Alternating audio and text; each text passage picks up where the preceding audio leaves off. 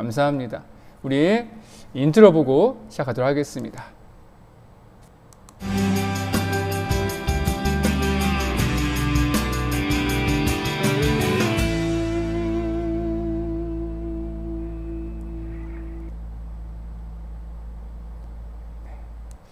네, 감사합니다. 오늘 요한복음 세 번째 시간 함께 나누게 될 텐데요. 오늘은 요한복음 6장부터 9장까지 말씀 나누면 좋겠습니다. 요한복음 함께 주일날도 또 수요 말씀 읽기 이미 두 번째 시간 나눴기 때문에 아마 요한복음이 무엇을 전하고 싶은지를 아마 다 아실 것 같아요. 어려움과 박해 가운데 예수님이 누구인지, 예수님을 믿는 것은 무엇인지를 정말 가감없이 다 그대로 선포해주고 우리에게 마치 던져두듯이 명령하듯이 강하게 말씀하는 것이 요한복음인데, 오늘 말씀에도 그것이 계속 이어지고 있습니다. 먼저 오늘 말씀 읽기 들어가기 전에 퀴즈를 먼저 여러분들과 나누고 싶습니다. 연상 퀴즈인데요. 오늘 6장에 나눌 오병이어의 기적과 아주 깊은 연관이 있습니다. 인물 퀴즈입니다. 다음 구약의 인물 중에 다음 두 가지와 합했을 때 연상되는 사람이 누구인지 한번 떠올려 보세요. 첫 번째는 높은 산입니다. 산을 오면 떠오르는 구약의 인물. 그리고 두 번째는 유월절입니다. 유월절. 높은 산과 유월절하면 혹시 떠오르는 사람이 있나요? 아무래도 모세가 아니가 싶습니다. 분명히 모세가 떠올렸을 것 같아요. 모세가 산에서 주님의 율법책을 받았고, 그리고 모세가 인도함을 통해서 출애굽기 또 유월절에 첫 번째 유월절을 경험하게 되었었습니다. 쉽죠? 두 번째는 마찬가지입니다. 무리들 하면 떠오르는 것, 그리고 무리들이 먹었던 빵 혹은 고기, 떠오르는 음식들, 떠오르는 건 뭐 있으세요? 무리들과 빵? 아마 구약의 어떤 시내나 사건일 수도 있습니다. 정답은 바로 만나와 메추라기죠. 광야 40년을 돌아다닐 때에 하나님께서 그들에게 매일매일마다 만나와 메추라기를 먹이셨던 거 기억하시죠? 네. 근데 중요한 것은 이 네 가지가 요한복음 6장에 다 숨어져 있습니다. 요한복음도 다른 복음서처럼 오병이어의 이야기를 굉장히 중요하게 다루고 있는데, 다른 복음서가 소개하는 것과 좀 다른 것이 있다면 바로 요한복음이 집중하고 싶고 또 이렇게 묘사하고 싶고 이렇게 비교하고 싶은 부분이 있어요. 그것이 뭐냐면 바로 예수님이라는 겁니다. 예수님. 산과 유월절, 많은 무리들, 그리고 끝없이 쏟아지는 오병이어의 기적. 이 모든 것이 사실은 예수님에 대해서 이런 이미지를 주고 싶어 하는 것 같아요. 바로 예수님은 모세보다 뛰어나신 분이고, 모세가 함께 나눴던 그 만나보다 훨씬 더 좋은 것을 주시는 분이라는 것을 요한복음의 오병이어에서는 아주 분명히 우리에게 증거하고 있습니다. 그래서 오병이어의 이야기를 묵상하다 보면 이 모습이 이런 모습과 연상되는구나 하고 아마 여러분이 쉽게 떠올릴 수 있을 것 같아요. 그래서 이 성격이 다른 복음서의 오병이어와 아주 다릅니다. 그리고 한번 정리해 보면 총 4단락으로 나눠져 있는데 6장이 되게 길어요. 71장이나 되기 때문에 읽으시는 것이 그렇게 쉽지는 않을 수 있습니다. 그래서 좀 길긴 하지만, 그래서 총 4단락으로 나눠지게 있는데, 요한복음은 특별히 예수님이 어떤 분이신가에 대한 표적을 7개를 쓰고 있다고 말씀드렸잖아요. 많은 표적 중에 그 중에 우리가 5장까지 3개의 표적을 나눴었고요. 오늘 이 오병이어가 4번째 표적으로 소개하고 있습니다. 표적이라는 것은 뭐냐면 이 표적을 통해 예수님이 누구인가를 증거하는 사건 중에 하나라는 건데, 그것으로 요한복음은 오병이어의 사건을 얘기하고 있고, 우리가 아까 나눴던 것처럼 오병이어를 통해 예수님은 모세보다 뛰어나신 분, 그리고 예수님은 모세와 함께 나눴던 이스라엘 백성들이 항상 그리워하고 먹고 싶고 항상 경험하고 싶었던 그 만나보다 훨씬 더 풍성한, 항상 넘치는 그런 놀라운 생명의 떡을 주시는 분이 예수님의 사실을 오병이어의 사건을 통해서 분명히 드러내고 있습니다. 근데 오병이어의 사건은 저희가 이번 주일날 함께 나눴었기 때문에 이 정도만 나누면 될 것 같아요. 이어서 두 번째 단락에는 바로 이어서 5번째 표적을 소개하고 있는데, 그것은 바로 이어지는 연상선상이에요. 바로 예수님께서 바다를 건너서 제자들에게 오셔서 건너가는 이야기입니다. 여러분 이것이 무엇이 떠오르시죠? 구약의 모세를 통해 홍해 바다를 건넜던 이야기와 아주 유사한 부분이 있는 것을 알게 됩니다. 그러니까 요한복음이 말하고 싶은 것은 뭐냐면 당시에 유대교의 성격이 뭡니까? 그들의 별명이 뭡니까? 모세의 종교라고 부를 만큼 모세 하면서 굉장히 떠받들고 굉장히 중요하게 생각했었는데 그것을 깨고 싶은 거예요. 우리가 아는 예수님, 우리에게 오신 그 예수님은 너희들이 알고 있는 그 모세보다 훨씬 더 이전에 계셨고 훨씬 더 능력이 많으신 분이고 모세가 할 수 없었던 것들, 과거에 모세가 했던 것을 너희는 그리워하고 있지만 지금 우리 예수님은 지금 너희 가운데 오셔서 모세보다 놀라운 것들을 행하시는 분이 바로 그분이야. 그리고 그분의 모습은 이런 식으로 모세가 뛰어나셔라고 계속해서 증거하고 있습니다. 또 한 가지 세 번째 단락은 다른 복음서와 다르게 요한복음에는 아주 독특한 내용이 숨겨져 있는데 바로 오병이어에 대한 해석을 뒤에서 이어주고 있다는 거예요. 회당에서 예수님은 말씀하시는데 무리들이 예수님의 이야기를 들은 거예요. 아, 예수님 그런 것을 행하셨대. 놀라운 분이야. 예수님이 그때 무엇을 말씀하시냐면 너희들이 먹었던 모세가 주었던 것은 썩어지는 거야. 사라지는 거야. 너희가 지금 그리워하지만 먹을 수는 없지만 내가 주는 것은 썩지 않는 떡이야. 근데 있잖아, 내가 생명의 떡이야. 그 얘기를 여기서 전해주시는 거예요. 그러면서 오병이어 사건에서 말씀하셨던 그 생명의 떡이 나라는 것을 선포해 주시는 부분이 세 번째 단락에서 소개하고 있어요. 그만큼 이제 오병이어의 기적이 굉장히 중요한 거고, 이 떡이라는 것, 먹는 것에 대한 것, 특별히 모세에 대한 것들이 오병이어의 기적을 통해서 하나 둘씩 이렇게 분해가 되고 또 주님께로 모여지는 것을 볼 수 있습니다. 근데 중요한 것은 이것을 제자들이 너무 어려워하는 거예요. 이 생명의 떡의 이야기가 지난 다음에 네 번째 단락의 이야기가 나오는데 제자들이 예수님의 말씀 듣고 이해를 못하는 거예요. 생명의 떡인 것은 이해해. 근데 생명의 떡을 먹어야 되는데 예수님의 생명의 떡이면 예수님을 먹어야 된다는 건가? 여기서부터 제자들이 이해를 못하는 거예요. 왜냐하면 아직까지 제자들은 영적으로 주님의 말씀을 바라보거나 영적인 세계에서 열려있는 그런 생명의 떡의 그런 생명력, 은혜와 능력들을 아직 경험하지 못했기 때문에 거기에서 넘어지는 거예요. 그래서 어떤 제자들은 이건 안 되겠다.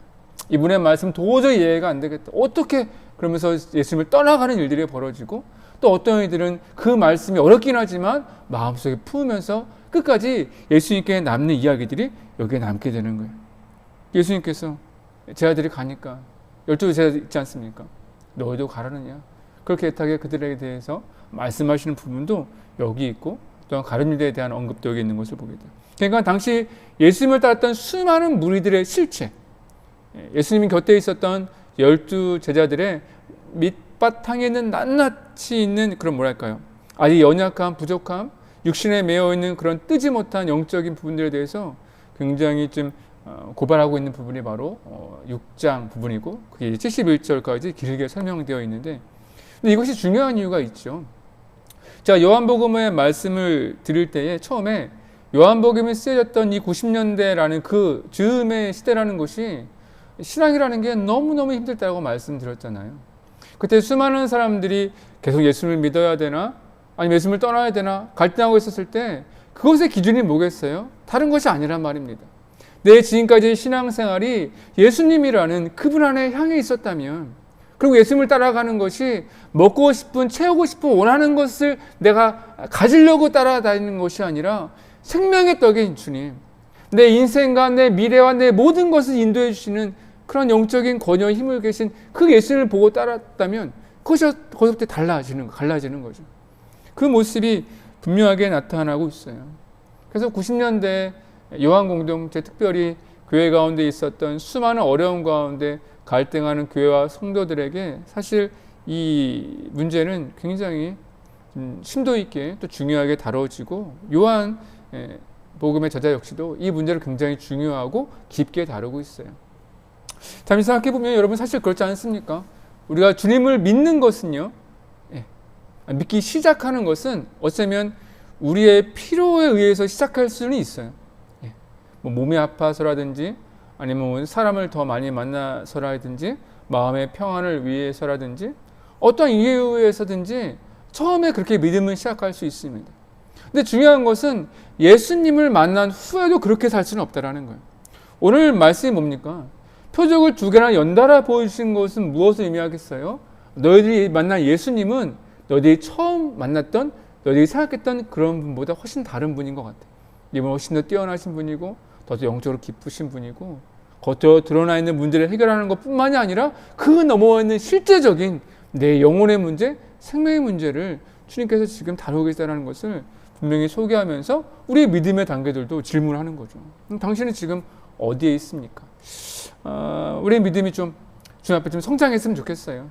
물론 우리가 지금 당장 급한 것도 많이 있습니다. 필요한 것도 많이 있고 원하는 것도 많이 있지만 그것들 잠시 내려놓고 정말 주님만을 한번 바라보시기 바랍니다. 주님만을 한번 구해보세요. 그 후에 주님께서 우리의 인생을 어떻게 주관해 주시는지 그 이야기들이 6장에 담겨져 있습니다. 6장 말씀드린 대로 71절이라 되게 길어요. 하지만 우리 미리 이미 말씀 읽기 훈련 잘 되어 계시죠? 우리 함께 보면 좋겠는데 우리 성경책의 요한복음 6장 신약성서 151페이지에 있습니다. 우리 함께 6장 말씀 묵상하도록 하겠습니다. 제6장. 그 후에 예수께서 디베랴의 갈릴리 바다 건너편으로 가심에 큰 무리가 따르니 이는 병자들에게 행하시는 표적을 보았음이로라. 예수께서 산에 오르사 제자들과 함께 거기 앉으시니 마침 유대인의 명절인 유월절이 가까운지라. 예수께서 눈을 들어 큰 무리가 자기에게로 오는 것을 보시고 빌립에게 이르시되 우리가 어디서 떡을 사서 이 사람들을 먹이겠느냐?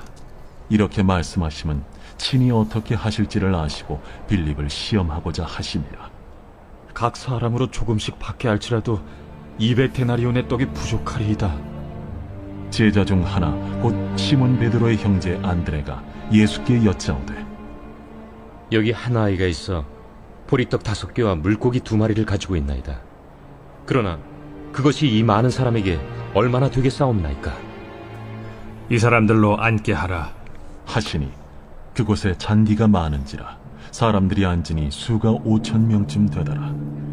예수께서 떡을 가져 축사하신 후에 앉아있는 자들에게 나눠주시고 물고기도 그렇게 그들의 원대로 주시니라. 그들이 배부른 후에 예수께서 제자들에게 이르시되 남은 조각을 거두고 버리는 것이 없게 하라. 이에 거두니 보리떡 5개로 먹고 남은 조각이 12바구니에 찼더라. 그 사람들이 예수께서 행하신 이 표적을 보고 말하되 이는 참으로 세상에 오실 그 선지자라. 그러므로 예수께서 그들이 와서 자기를 억지로 붙들어 임금으로 삼으려는 줄 아시고 다시 혼자 산으로 떠나가시니라. 저물매 제자들이 바다에 내려가서 배를 타고 바다를 건너 가버나움으로 가는데 이미 어두웠고 예수는 아직 그들에게 오시지 아니하셨더니 큰 바람이 불어 파도가 일어나더라. 제자들이 노를 저어 10여리쯤 가다가 예수께서 바다 위로 걸어 배에 가까이 오심을 보고 두려워하거늘 내니 두려워하지 말라. 이에 기뻐서 배로 영접하니 배는 곧 그들이 가려던 땅에 이르렀더라. 이튿날 바다 건너편에 서 있던 무리가 배 한 척 외에 다른 배가 거기에 없는 것과 또 어제 예수께서 제자들과 함께 그 배에 오르지 아니하시고 제자들만 가는 것을 보았더니 그러나 디베랴에서 배들이 주께서 축사하신 후 여럿이 떡 먹던 그곳에 가까이 왔더라. 무리가 거기에 예수도 안 계시고 제자들도 없음을 보고 곧 배들을 타고 예수를 찾으러 가버나움으로 가서 바다 건너편에서 만나 라비어, 언제 여기 오셨나이까? 내가 진실로 진실로 너희에게 이르노니 너희가 나를 찾는 것은 표적을 본 까닭이 아니요 떡을 먹고 배부른 까닭이로다. 썩을 양식을 위하여 일하지 말고 영생하도록 있는 양식을 위하여 하라. 이 양식은 인자가 너희에게 주리니 인자는 아버지 하나님께서 인치신 자니라.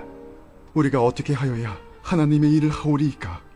하나님께서 보내신 이를 믿는 것이 하나님의 일이니라.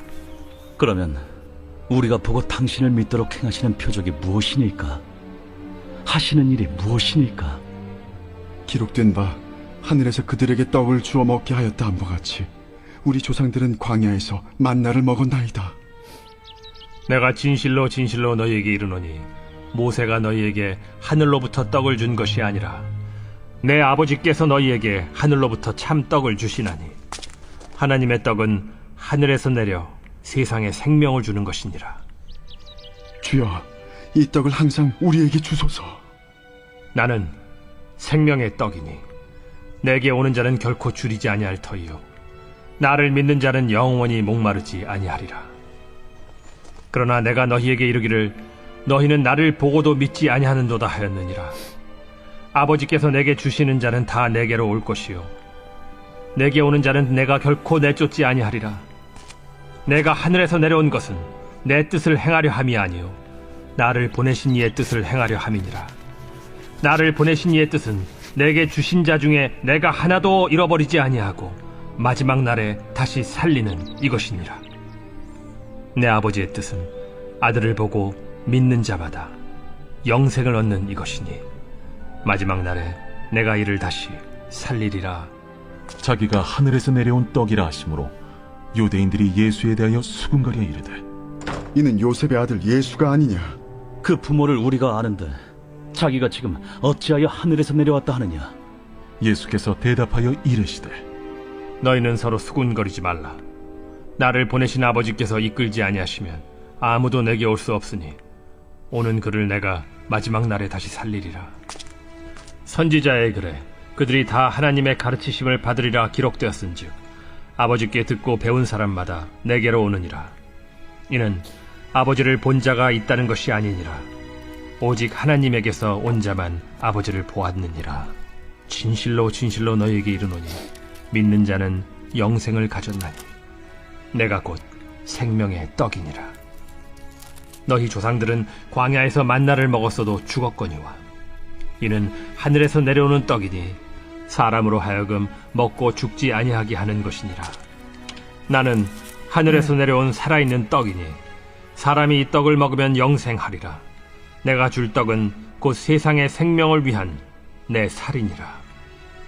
그러므로 유대인들이 서로 다투어 이르되 이 사람이 어찌 능히 자기 살을 우리에게 주어 먹게 하겠느냐? 내가 진실로 진실로 너희에게 이르노니 인자의 살을 먹지 아니하고 인자의 피를 마시지 아니하면 너희 속에 생명이 없느니라. 내 살을 먹고 내 피를 마시는 자는 영생을 가졌고 마지막 날에 내가 그를 다시 살리리니 내 살은 참된 양식이요 내 피는 참된 음료로다. 내 살을 먹고 내 피를 마시는 자는 내 안에 거하고 나도 그의 안에 거하나니 살아계신 아버지께서 나를 보내심에 내가 아버지로 말미암아 사는 것 같이 나를 먹는 그 사람도 나로 말미암아 살리라. 이것은 하늘에서 내려온 떡이니 조상들이 먹고도 죽은 그것과 같지 아니하여 이 떡을 먹는 자는 영원히 살리라. 이 말씀은 예수께서 가버나움 회당에서 가르치실 때에 하셨느니라. 제자 중 여럿이 듣고 말하되 이 말씀은 어렵도다. 누가 들을 수 있느냐? 한데 예수께서 스스로 제자들이 이 말씀에 대하여 수군거리는 줄 아시고 이르시되 이 말이 너희에게 걸림이 되느냐? 그러면 너희는 인자가 이전에 있던 곳으로 올라가는 것을 본다면 어떻게 하겠느냐? 살리는 것은 영이니 육은 무익하니라. 내가 너희에게 이른 말은 영이요 생명이라. 그러나 너희 중에 믿지 아니하는 자들이 있느니라. 이는 예수께서 믿지 아니하는 자들이 누구며 자기를 팔 자가 누구인지 처음부터 아심이로라. 그러므로 전에 너희에게 말하기를 내 아버지께서 오게 하여 주지 아니하시면 누구든지 내게 올 수 없다 하였노라. 그때부터 그의 제자 중에서 많은 사람이 떠나가고 다시 그와 함께 다니지 아니하더라. 예수께서 12 제자에게 이르시되 너희도 가려느냐? 시몬 베드로가 대답하되 주여, 영생의 말씀이 주께 있사오니 우리가 누구에게로 가오리이까? 우리가 주는 하나님의 거룩하신 자이신 줄 믿고 알았사옵나이다. 내가 너희 12를 택하지 아니하였느냐? 그러나 너희 중에 한 사람은 마귀니라. 이 말씀은 가룟 시몬의 아들 유다를 가리키심이라. 그는 12 중에 하나로 예수를 팔 자로라. 아멘. 6장의 말씀을 함께 나누었습니다.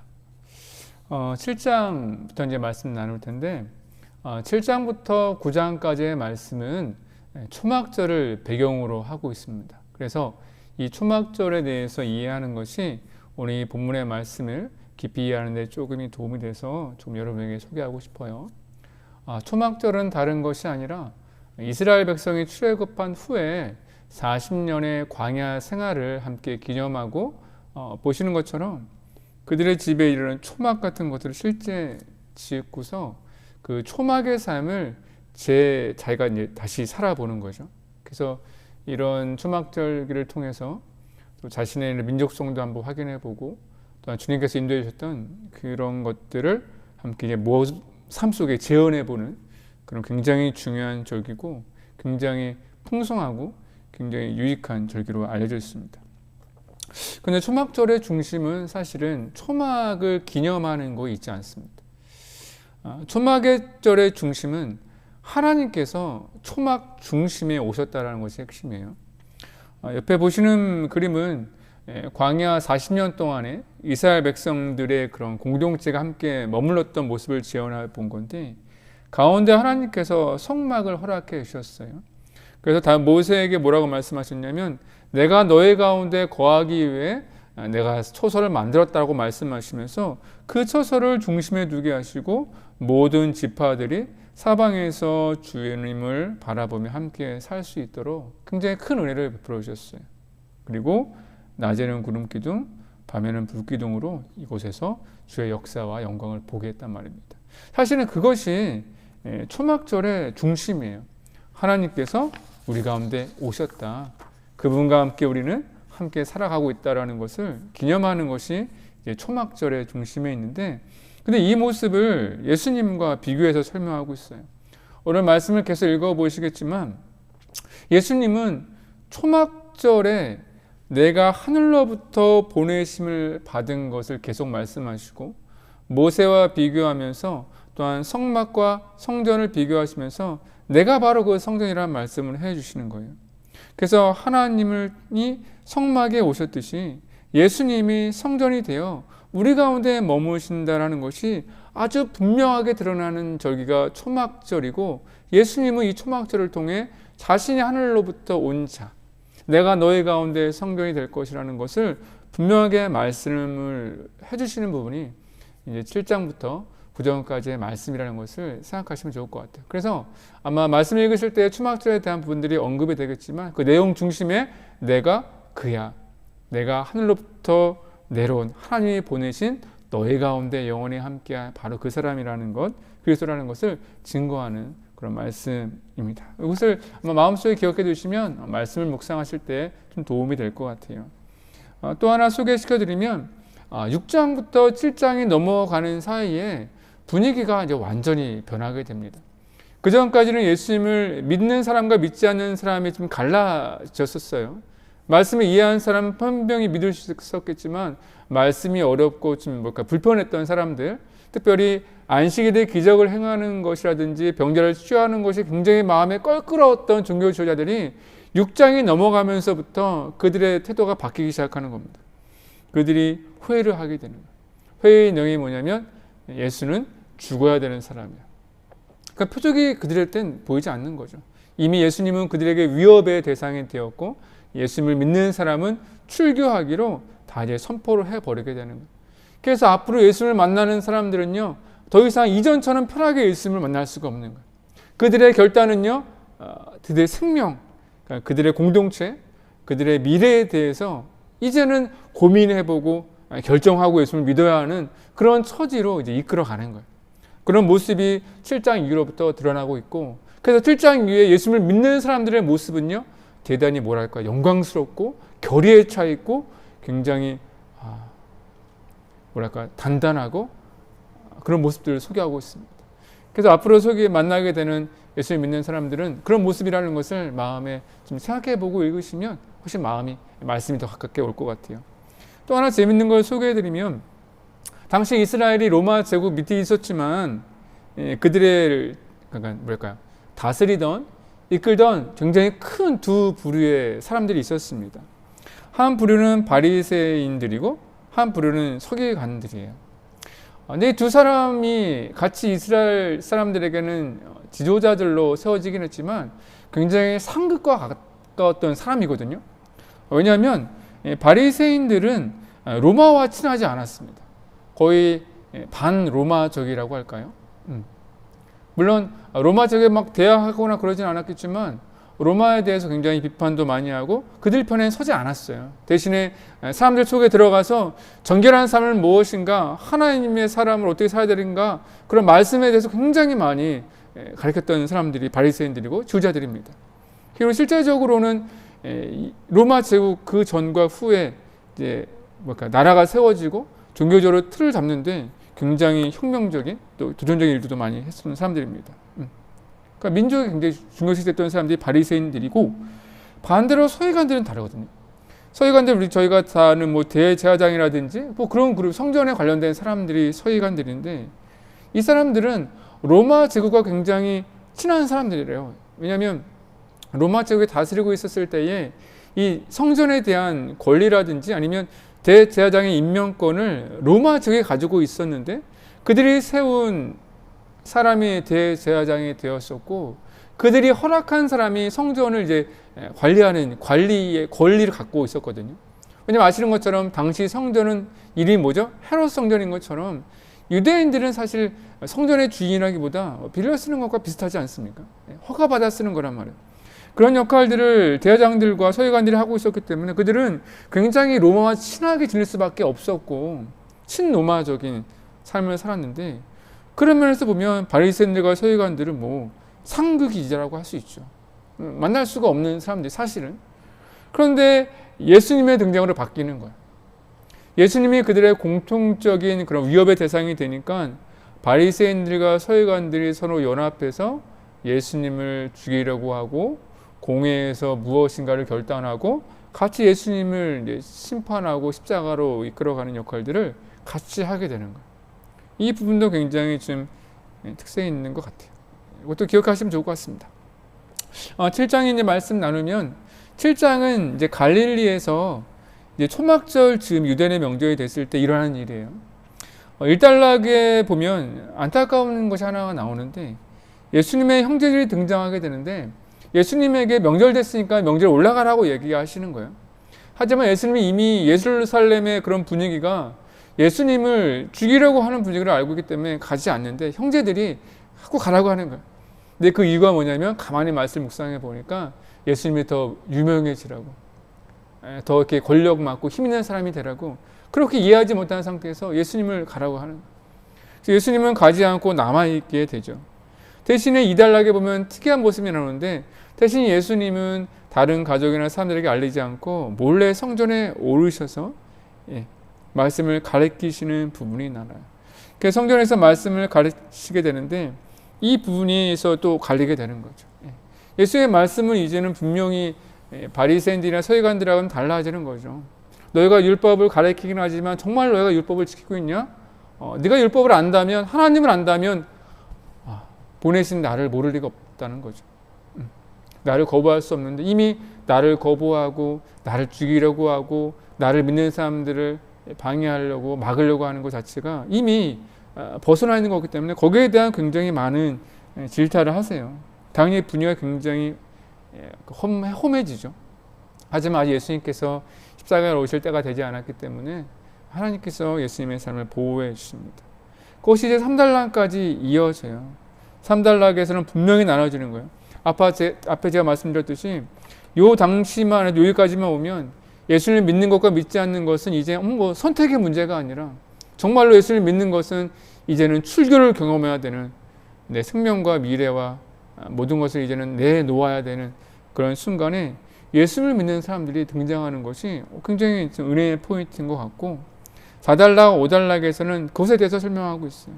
예수님께서 초막절 즈음에 내게 오는 사람들을 마치 위로하듯이, 격려하듯이 예수님께 오는 사람들이 누리게 되는 그런 영적인 풍요로움, 영적인 위로, 영적인 힘 같은 것들을 소개해주는 본문이 4단락에 이어지게 됩니다.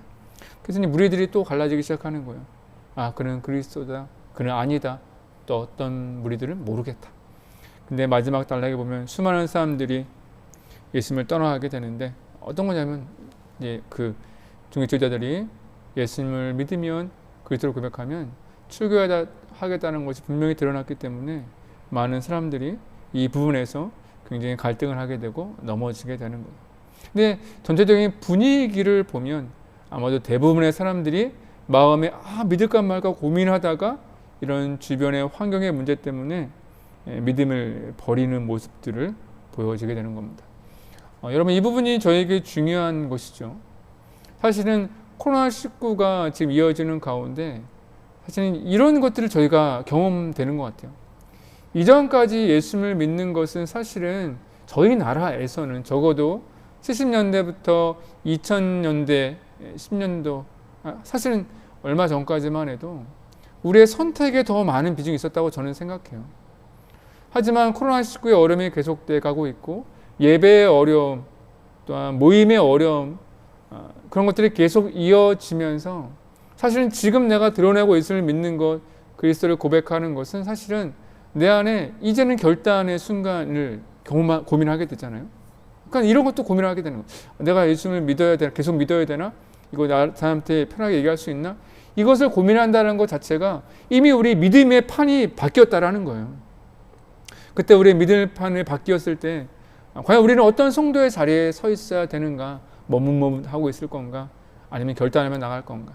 7장에는 없지만 8장에는요. 결단하는 놀라운 사람들의 모습이 등장한다는 것이 우리에게 도전을 주고 있습니다. 이런 관점에서 우리 함께 7장의 말씀 함께 읽어보면 좋겠습니다. 우리 함께 묵상하겠습니다. 제7장.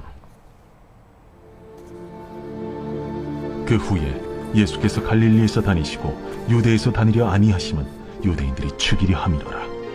유대인의 명절인 초막절이 가까운지라. 그 형제들이 예수께 이르되 당신이 행하는 일을 제자들도 보게 여기를 떠나 유대로 가소서. 스스로 나타나기를 구하면서 묻혀서 일하는 사람이 없느니 이 일을 행하려 하거든 자신을 세상에 나타내소서. 이는 그 형제들까지도 예수를 믿지 아니함이로라. 내 때는 아직 이르지 아니하였거니와 너희 때는 늘 준비되어 있느니라. 세상이 너희를 미워하지 아니하되 나를 미워하라니 이는 내가 세상의 일들을 악하다고 증언함이라. 너희는 명절에 올라가라. 내 때가 아직 차지 못하였으니 나는 이 명절에 아직 올라가지 아니하노라. 이 말씀을 하시고 갈릴리에 머물러 계시니라. 그 형제들이 명절에 올라간 후에 자기도 올라가시되 나타내지 않고 은밀히 가시니라. 명절 중에 유대인들이 예수를 찾으면서 그가 어디 있느냐? 예수에 대하여 무리 중에서 수군거림이 많아 어떤 사람은 좋은 사람이라. 아니라 무리를 미혹한다. 그러나 유대인들을 두려워하므로 드러나게 그에 대하여 말하는 자가 없더라. 이미 명절의 중간이 되어 예수께서 성전에 올라가사 가르치시니 유대인들이 놀랍게 여겨 이르되 이 사람은 배우지 아니하였거늘 어떻게 글을 아느냐? 예수께서 대답하여 이르시되 내 교훈은 내 것이 아니요 나를 보내신 이의 것이니라. 사람이 하나님의 뜻을 행하려 하면 이 교훈이 하나님께로부터 왔는지 내가 스스로 말함인지 알리라. 스스로 말하는 자는 자기 영광만 구하되 보내신 이의 영광을 구하는 자는 참되니 그 속에 불의가 없느니라. 모세가 너희에게 율법을 주지 아니하였느냐? 너희 중에 율법을 지키는 자가 없도다. 너희가 어찌하여 나를 죽이려 하느냐? 당신은 귀신이 들렸도다. 누가 당신을 죽이려 하나이까? 내가 한 가지 일을 행하매 너희가 다 이로 말미암아 이상히 여기는도다. 모세가 너희에게 할례를 행했으니 그러나 할례는 모세에게서 난 것이 아니오 조상들에게서 난 것이라.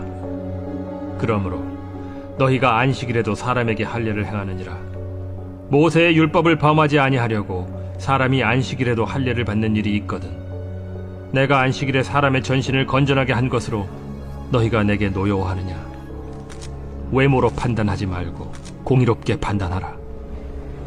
예루살렘 사람 중에서 어떤 사람이 말하되 이는 그들이 죽이고자 하는 그 사람이 아니냐?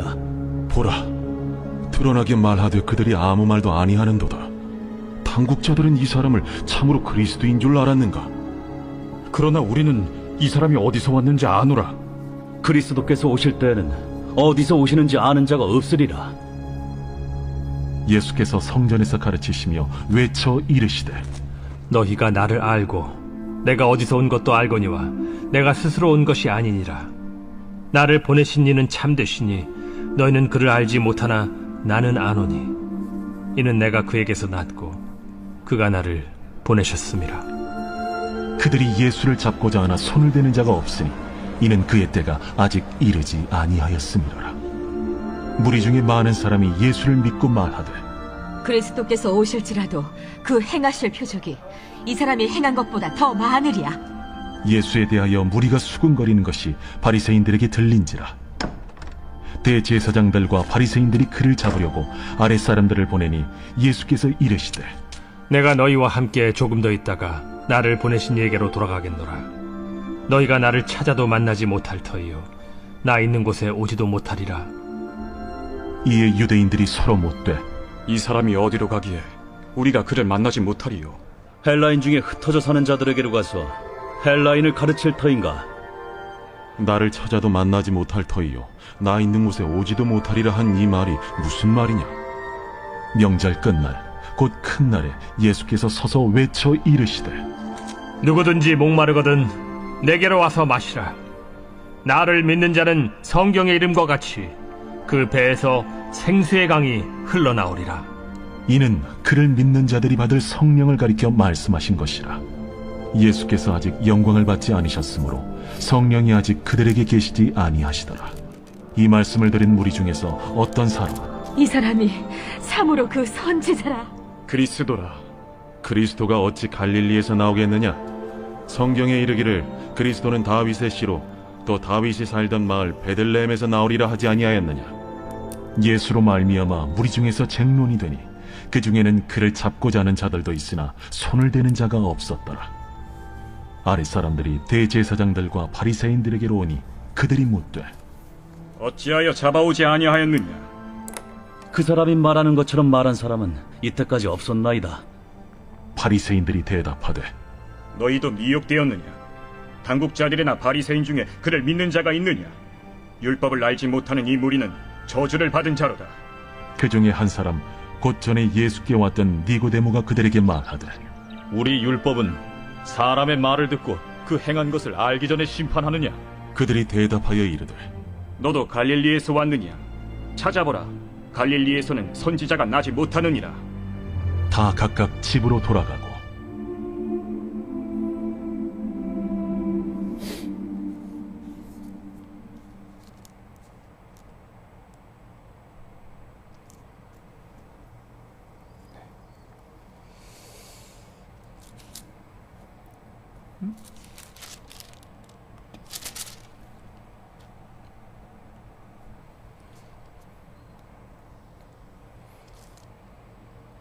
네.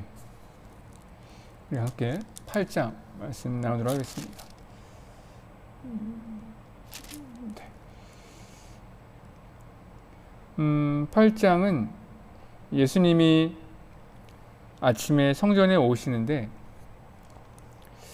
이제 바리새인들과 서기관들이 예수님을 잡기로 결단하지 않았겠습니까? 그래서 이제 본격적으로 예수님을 시험하기 시작하는데 현장에서 간음하다 걸린 한 여인을 잡아다가 예수님을 고발하게 되는 거예요. 표를 보시면 아시겠지만 예수님을 시험해 하는 건데 예수님이 만약에 율법대로 돌로 치라고 말씀하시면 사실은 이것은 로마법에 유배가 되는 거죠. 사람을 사형하거나 처벌하는 것은 물론 유대 종교법이 있긴 하지만 생명에 대한 것은 로마의 권한에 있으니까요. 그리고 지금이 초막절이기 때문에 로마의 행정관이라든지 아니면 로마의 그런 군인들이 이미 예루살렘 성전에 이미 많이 있었기 때문에 아마 이런 돌을 치는 행위 이런 것들이 로마 제국에게 있어서는 굉장히 좀 위협으로 다가왔을 거고 그래서 예수님을 시험할 수 있는 거리가 되는 거고요. 두 번째는 만약에 살려줘라 라고 말씀하시게 된다면 예수님이 지금까지 계속 율법에 대해서 하나님에 대해서 말씀했지만 총자 부인이 하나님의 말씀을 지키지 않는 것처럼 보여지는 거죠. 간음한 여인은 분명히 율법의 말씀에 돌로 쳐 죽이라고 말씀하고 있으니까. 근데 예수님은 이 시험에 들지 않죠. 이야기는 너무나도 유명한 말씀이니까 예수님은 그 여인을 정죄하지 아니하고 땅에 글씨를 쓰시고 오히려 그 가운데 여인에게 돌을 치는 사람들에게 너희 가운데 죄 없는 자가 치라라고 말씀하시면서 그들의 마음에 찔림, 그들의 정말로 말씀 앞에 도전하게 하셔서 현장을 이제 무마하시는 거죠. 근데 이 부분에서 요한복음의 기자가 말하고 싶은 것은 율법이라는 것은 율법을 준 사람이 아니라 받은 사람이 지켜야 될 의무가 있는 거죠. 물론 율법을 줄 사람도 율법을 내가 이미 약속했으니까 거기 안에 지키는 것도 분명히 포함되어 있겠지만 이 권위라는 수준에 보면 명령을 내리는 자와 듣는 사람은 입장이 다른 거거든요. 그래서 이 이야기는 예수님이 율법이 아니라 율법 위에 계신 분, 말씀인 그분, 하나님이 보내신 바로 그 분이라는 것을 분명히 조금 더 드러내고 있다라고 저는 묵상이 돼요. 그러니까 율법으로 가름되지 않는 거죠. 그러니까 예를 들어서 이럴 수 있잖아요. 말씀을 읽다가 이렇게 하시면 안 되는데 왜 예수님 그렇게 하셨지라는 부분이 있는데 그 예수님한테는 적용이 안 되는 거예요. 예수님이 이거 하셔야 되는데 왜 안 하셨지? 이게 예수님에게 적용이 안 되죠. 왜냐하면 예수님은 그 위에 계신 분이니까. 오히려 예수님은 우리를 위해 가장 좋은 것으로 행하시는 분이지 우리를 위해 법만을 지키시는 분은 아니란 말이에요. 근데 당시 바리새인들이나 뭐 율법학자들이나 그 사람들의 입장에서는 그것이 중요한 것이 아니에요. 이들 역시도 이미 그 율법을 지켜야 되는 이 사람의 입장에서니까 그거를 지키려고 애를 쓰는 거예요. 그것을 준 사람의 마음보다는. 그러니까 거기에서 이제 괴리감이 생기고 간격이 생기는 거예요. 하지만 예수님은 그것 위에 계신 분이기 때문에 하나님의 뜻대로 또 하나님의 바람대로 그것을 이끌어 갈 수 있는 분이시죠. 그러니까 여러분 생활 가운데 하나님의 약속이 나한테는 안 해주셔 이런 거 생각하면 안 돼요. 누구에게는 약속대로 해주시고 나한테 약속 안 지키셔 이렇게 생각하시면 안 돼요. 하나님은 그 위에 계신 분이라는 것을 이해하시는 겁니다. 하지만 우리의 중요한 믿음은 그렇게 하시는 것도 내게 가장 좋은 것이라는 것을 잊지 말아야 되죠. 그렇게 그 시험을 이기시는 넘어가는 것이 일단락이고요. 두 번째는 중요한 것 중에 하나가 헌금함 앞에서 예수님께서 이제 말씀에서 가르쳐 주시는 부분인데 아까 제가 말씀드렸지만 지금 절기의 마지막 큰 날이기 때문에 엄청나게 많은 사람들 있지 않습니까? 그 많은 사람들이 어디에 가장 많이 모이냐면 광장 쪽에 모이게 돼요. 성전과 광장 그 사이에 많이 이제 사람들이 머무르게 되는데 그 앞에 헌금함이 있거든요. 그 앞에서 예수님께서 말씀을 전하시는 거예요. 근데 그 말씀이 뭐예요? 나는 세상의 빛이다. 이 빛은 나중에 뒤에 설명해 드릴게요. 그러니까 예수님의 말씀이 얼마나 대단한지를 알 수 있는 거죠. 당시 분위기나 상황을 예수님은 감당할 수가 없는 거예요. 예수님 거기 담대하게 말씀을 해주시고 거기서 이제 바리새인들과 이제 논쟁을 벌이시는 거예요. 내가 내 스스로를 무엇이라고 하는데 그게 되냐? 너에 대해서 다른 사람이 말해야지. 네가 너 스스로를 뭐 세상 예수님은 나를 보내신 분이 나를 증언하고 있고 나는 스스로 있는 그는 사람이 아니잖아요. 그래서 나는 나를 증언할 수 있다는 것을 말씀해 주시는 부분이 바로 이 부분입니다. 그러니까 하나님은 예수님은 계속 그런 인간의 범주가 아니라 하나님의 범주에서 말씀하시는데 이 아래에 있는 사람들은 계속 자신의 이해로만 이해하다 보니까 이게 납득이 안 되는 거예요. 계속 그 뒤에 있는 말씀은 마찬가지로. 세 번째 단락에서는 예수님의 말씀이 계속 선포해 주시는 거예요. 내가 너희를 위해서 죽게 될 것을 처음 말씀하시는데 또 이해를 못하는 거예요. 저 사람이 자살하려는 건가? 그런 오해의 말씀들이 계속 이어지고 있고 거기에서 예수님께서 계속 나는 누구라고 굉장히 계속 꾸준히 모든 사람이 알아들을 수 있도록 한 사람이라도 예수님의 말씀을 듣고 돌이킬 수 있도록 계속해서 자신을 드러내십니다. 그리고 마지막 네 번째 단락은 조금 복잡할 수도 있는데 예수님의 말씀이 조금 더 이제 진지하게 선포가 돼요. 내가 말이 너희 안에 거하면, 그러니까 너희가 만약에 내가 지금 하는 말을 너희가 마음속에 품게 된다면 너희는 제자가 되는 거고 진리를 알게 될 거고 그 진리가 너희를 자유롭게 한다는 것을 말씀하시는데 여기서도 이제 이해하지 못하고 또 분쟁이 일어나게 되는데 거기에 대한 네 가지의 주장이 이제 계속 부딪히게 돼요. 6가지 주장이 예수님이 거기서 말씀하시는 겁니다. 그래서 이 부분 아마 말씀을 묵상해 보시면 이해할 수 있을 것 같아요. 그리고 마지막에 대화가 끝나자마자 이제 도저히 사람들이 이제 감당할 그릇이 안 되는 거예요. 그래서 예수님을 정말로 죽이기로 아예 그냥 돌을 들 정도로 좀 분위기가 과격해지는 겁니다. 근데 이 말씀을 가만히 묵상해 보면 이 질문에는 논쟁에는 이런 차이가 있어요. 유대인들의 말은 계속 뭐냐면 우리는이에요. 예. 자신들의 한계를 벗어나지 못한 채 말을 하고 있어요. 근데 예수님은 계속 뭐라고 말씀하시냐면 나는. 예. 이렇게 입장이 달라지는 거예요. 근데 저는 이것이 굉장히 중요하다고 생각하는 게 뭐냐면 여러분의 신앙은 여러분의 신앙입니까? 아니면 어디서 주워들은 아니면 교회 아니면 공동체의 신앙입니까? 여러분의 소망이 믿음이 되길 소망합니다. 그러니까 예를 들어서 당신은 예수님을 믿으세요라고 하면 나는 예수님을 믿어요라는 게 정답이 돼야 되지 않습니까? 그런데 저는 오래전부터 믿어왔어요. 저희 가족은 믿어왔어요. 저는 교회 다니고 있어요. 이런 것들은 사실은 분명한 대답은 안 돼요. 그 사람의 진짜로 중심에 있는 믿음은요. 항상 내가 주님 앞에 믿음으로 바르게 서 있는 것이 항상 마음속에 항상 있어야 되거든요. 사실 그게 아니라 늘 주변의 분위기와 환경에 영향받다 보면 어느 순간에 이들처럼 되는 거예요. 계속 걸려요. 예수의 말씀이 내게 내 범죄를 넘어서는 말씀이 많단 말이에요. 하늘의 말씀이 하늘의 지혜이기 때문에 내가 아무리 공부를 많이 하고 뭐 교회를 열심히 하고 설교를 많이 들어도 그것이 내게 다 들어오지 않을 수도 있어요. 근데 그때 나를 어떻게 가름하게 되냐면 그때 내가 정말 주님과의 그런 직접적인 믿음과 그런 만남들이 밑바탕에 돼 있다면 그런 것들은 오히려 나를 깨워주는, 나를 하나님 앞에 이끌어주는 그런 말씀이 되겠지만 그렇지 못한 사람은 그것이 늘 시험거리가 된단 말이에요. 그것이 8장의 마지막 단락에 좀 분명하게 드러나는 것 같습니다. 우리 함께 8장의 말씀 함께 묵상하도록 할 텐데 오늘은 시간 관계상 8장까지 말씀을 읽도록 하겠습니다. 8장도 본문이 59장이나 돼요. 좀 길어요. 우리가 좀 집중해보고 우리 함께 말씀 함께 묵상하도록 하겠습니다.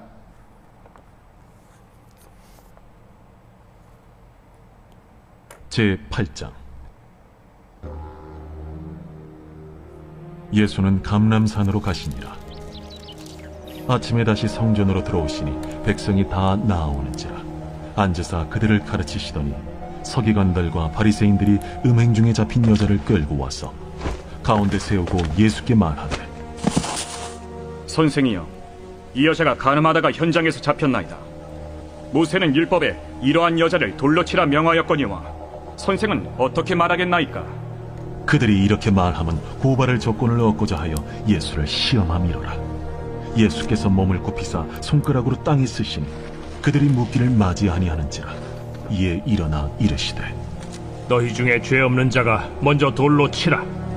다시 몸을 굽혀 손가락으로 땅에 쓰시니 그들이 이 말씀을 듣고 양심의 가책을 느껴 어른으로 시작하여 젊은이까지 하나씩 나가고 오직 예수와 그 가운데 섰는 여자만 남았더라.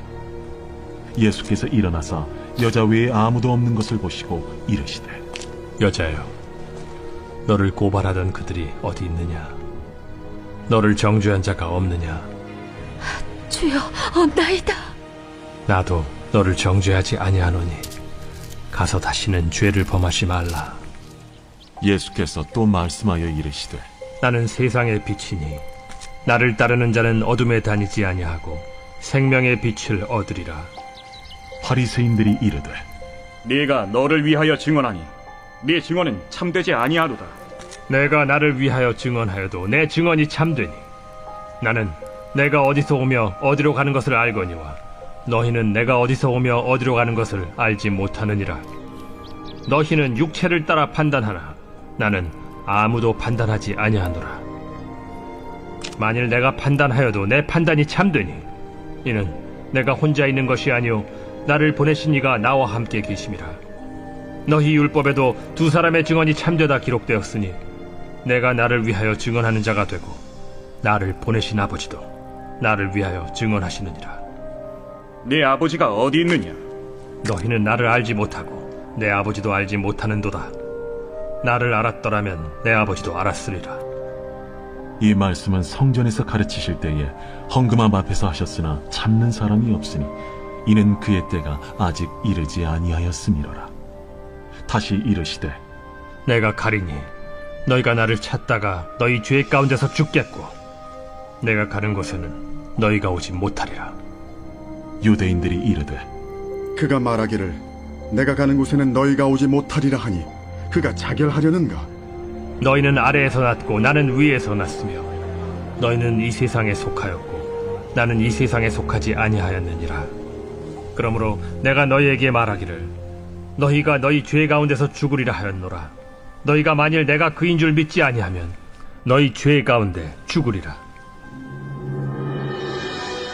내가 누구냐? 나는 처음부터 너희에게 말하여 온 자니라. 내가 너희에게 대하여 말하고 판단할 것이 많으나 나를 보내신 이가 참되심에 내가 그에게 들은 그것을 세상에 말하노라. 그들은 아버지를 가리켜 말씀하신 줄을 깨닫지 못하더라. 너희가 인자를 든 후에 내가 그인 줄을 알고 또 내가 스스로 아무것도 하지 아니하고 오직 아버지께서 가르치신 대로 이런 것을 말하는 줄도 알리라. 나를 보내신 이가 나와 함께 하시도다. 나는 항상 그가 기뻐하시는 일을 행함으로 나를 혼자 두지 아니하셨느니라. 이 말씀을 하심에 많은 사람이 믿더라.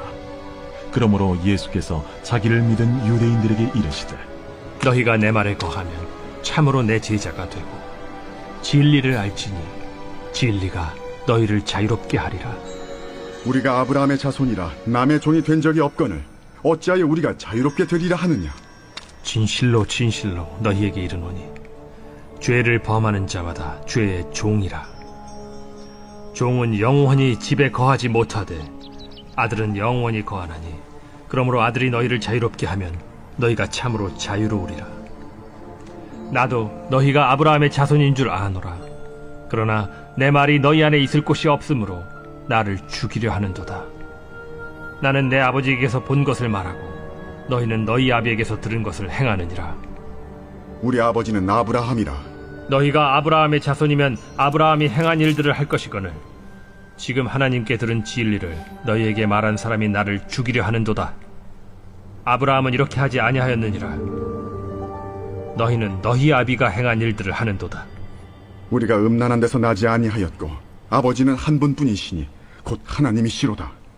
하나님이 너희 아버지였으면 너희가 나를 사랑하였으리니 이는 내가 하나님께로부터 나와서 왔음이라. 나는 스스로 온 것이 아니요 아버지께서 나를 보내신 것이니라. 어찌하여 내 말을 깨닫지 못하느냐? 이는 내 말을 들을 줄 알지 못함이로다. 너희는 너희 아비 마귀에게서 났으니 너희 아비의 욕심대로 너희도 행하고자 하느니라. 그는 처음부터 살인한 자요 진리가 그 속에 없으므로 진리에 서지 못하고 거짓을 말할 때마다 제 것으로 말하나니 이는 그가 거짓말쟁이요 거짓의 아비가 되었음이라. 내가 진리를 말함으로 너희가 나를 믿지 아니하는도다. 너희 중에 누가 나를 죄로 책잡겠느냐? 내가 진리를 말하는데도 어찌하여 나를 믿지 아니하느냐? 하나님께 속한 자는 하나님의 말씀을 듣나니 너희가 듣지 아니함은 하나님께 속하지 아니하였음이로다. 우리가 너를 사마리아 사람이라 또는 귀신이 들렸다 하는 말이 옳지 아니하냐? 나는 귀신 들린 것이 아니라 오직 내 아버지를 공경함이거늘 너희가 나를 무시하는도다. 나는 내 영광을 구하지 아니하나 구하고 판단하시는 이가 계시니라. 진실로 진실로 너희에게 이르노니 사람이 내 말을 지키면 영원히 죽음을 보지 아니하리라. 지금 내가 귀신 들린 줄을 아노라. 아브라함과 선지자들도 죽었거늘 내 말은 사람이 내 말을 지키면 영원히 죽음을 맛보지 아니하리라 하니 너는 이미 죽은 우리 조상 아브라함보다 크냐? 또 선지자들도 죽었거늘 너는 너를 누구라 하느냐? 내가 내게 영광을 돌리면 내 영광이 아무것도 아니거니와 내게 영광을 돌리시는 이는 내 아버지시니 곧 너희가 너희 하나님이라 칭하는 그이시라.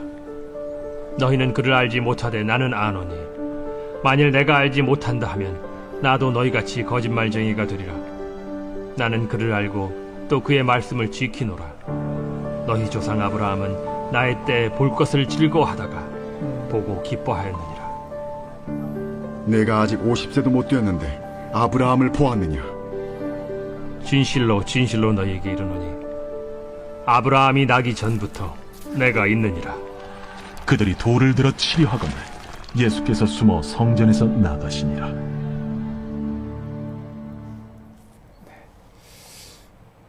네, 8장까지 말씀을 함께 나눠보았습니다. 오늘 6장, 7장, 8장 말씀 나눴는데요. 오늘 말씀의 아마도 핵심은 다른 것이 아니라 예수님을 믿는 것이 사실은 대단히 쉽지는 않다라는 것을 좀 다시 한번 깨닫게 되는 것 같아요. 여러분, 교회 다니는 것이라든지 아니면 예수님의 공동체에 들어가는 것이라든지 아니면 뭐 예배를 그렇게 신앙 안에 생활하는 것은 사실 이렇게 어려운 것은 아닙니다. 왜냐하면 사실은 누가 교회에 온다고 하면 다 환영하죠. 예배 시간에 예배 드린다고 오면 다 환영합니다. 예. 거부하는 사람이 없어요. 그래서 지금 시대에는요, 예수님에 대해서 배우거나 예수님에 대해서 알거나 아니면 뭐 교회에 대해서 배우는 그런 시간들은요, 대단히 쉬운 시대이고 굉장히 그렇게 잘 준비되어 있는 시대입니다. 그런데 그것을 믿는 것은 어려운 시대예요. 이것에 이제 차이가 있는 겁니다. 배우는 건 쉬운데 믿는 것은 어려운 시대. 아는 것은 많은데 결단은 어려운 시대. 네. 바라기는 우리는 좀 믿음 위에 좀 바로 섰으면 좋겠어요. 유대인들이 계속해서 우리는이라고 계속 말하는 것이 저희의 고백은 아니었으면 좋겠어요. 나는 내가 만난 예수님은, 내가 만난 교회는, 내가 만난 성도는 그렇게 여러분과 주님과의 직접적인 만남, 여러분과 교회 공동체와의 직접적인 그런 교제와 나눔, 여러분과 직접 주님 앞에 듣고 배웠던 그런 실제적인 말씀의 은혜와 그런 진리들이 여러분 안에 여러분의 것이 됐을 때에 여러분의 정말로 힘이 필요하고 능력이 필요하고 은혜가 필요할 때 여러분은 그것을 마음껏 꺼내 쓸 수가 있는 것 같아요. 하지만 그렇지 못한 분들도 많이 있는 것 같습니다. 요즘 많은 목회자들이라든지 많은 신학자들이 많이 염려하고 걱정하는 분이 바로 이건 것 같아요. 저는 오늘 말씀 읽으면서 우리 함께 얻는 교회가 좀 주님과 이런 관계들이 좀 깊어지면 좋겠다는 소망이 당연히 생기고 있고요. 그런 저희 2021년도가 되었으면 좋겠다라는 마음이 있습니다. 우리가 요한복음 말씀 계속 묵상하고 있는데 계속 지난주에도 말씀드렸듯이 요한복음의 말씀은 굉장히 쉬운 말씀이기도 하지만 굉장히 어려운 말씀이기도 해요. 그러니까 여러분들 가정에서 이번 시간 지났다고 그냥 성경책 덮지 마시고 우리 6장, 7장, 8장 시간이 있으실 때 한 번 더 묵상해 보시면 조금 그 말씀이 다르게 다가오지 않을까 싶습니다. 이번 한 주도 주님과의 놀라운 은혜, 놀라운 체험이 있는 여러분 모두가 되기를 주로 축복합니다. 우리 기도하고 마치도록 하겠습니다. 주님, 이 시간 함께 하심에 감사합니다. 주님께서 우리 가운데 오셨고 우리의 구주가 되어오셨고 우리의 삶을 붙드시고 지금도 함께 동행하여 주심을 믿습니다. 우리 사랑하는 성도들이 주님과 함께하는 놀라운 은혜가 있게 하시고 정말 주님과 함께 대면하고 주의 음성을 듣고 주의 놀라운 살아계신 역사들을 경험할 수 있는 우리 모두가 됨을 통하여서 정말 믿음으로 살기 참 쉽지 않은 시대인데 이 시대에 믿음으로 바로 서는 믿음의 사람들이 될 수 있도록 주여 인도하여 주시옵소서. 주여, 겨울의 이 얼음이 계속 이어지고 있습니다.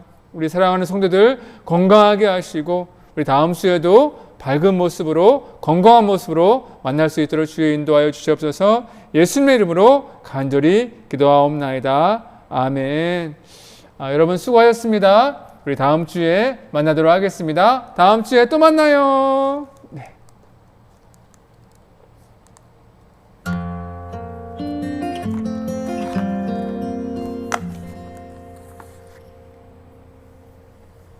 내 삶에 들어온